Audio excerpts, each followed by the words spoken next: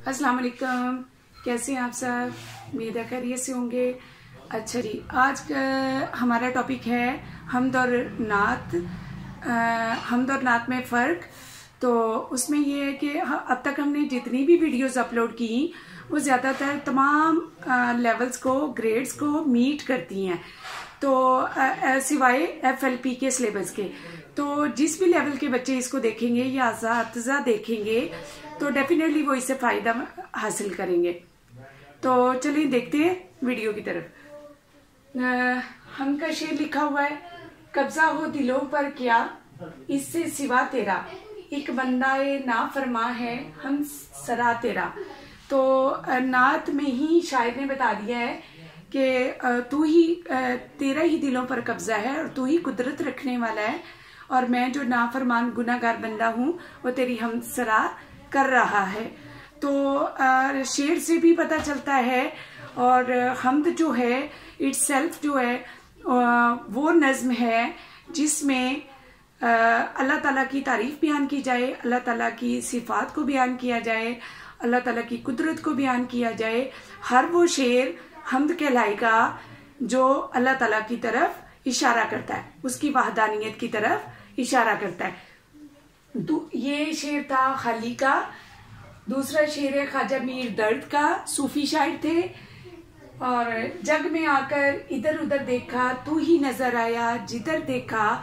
तो शायर ने बड़े वाज़े अंदाज में कहा कि या अल्लाह, मैं जब दुनिया में आया तो मैंने हर तरफ देखा तो तेरा जलवा नजर आया। जलवा कैसे नजर आया कि कायनात में बिखरी हुई जितनी भी नेमतें अल्लाह ताला की थी उनसे ही इस बात का इजहार होता है कि इसको बनाने वाला अजीम और तख्लीक कार जो है वो सिवाय अल्लाह के कोई नहीं हो सकता।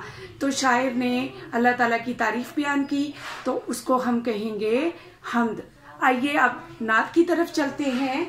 तो नात सबा बेशक आती है मदीने से तू है, कि तुझ में है मदीने के फूलों की बू है।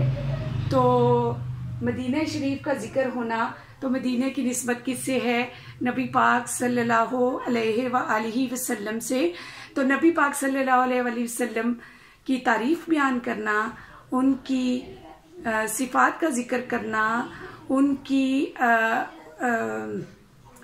नबी पाक सल्लल्लाहु अलैहि वसल्लम के रहमतल लिल आलमीन होने के हवाले से बात करना, नबी पाक सल्लल्लाहु अलैहि वसल्लम की किरदारी सिफात को बयान करना या उनके वाक़यात का जिक्र करना, वो नात कहलाएगा।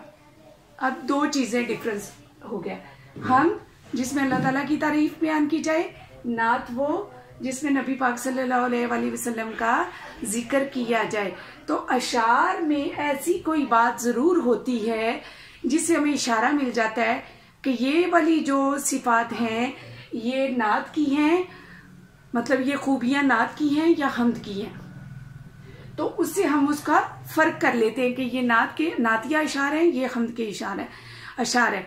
तो उससे क्या होता है कि स्टूडेंट्स और टीचर्स को पढ़ाने में भी आसानी रहती है कि ताकि हम उसको सही तरह से एलेबोरेट कर सके, तशरीह कर सके, मफ़हूम निकाल सके।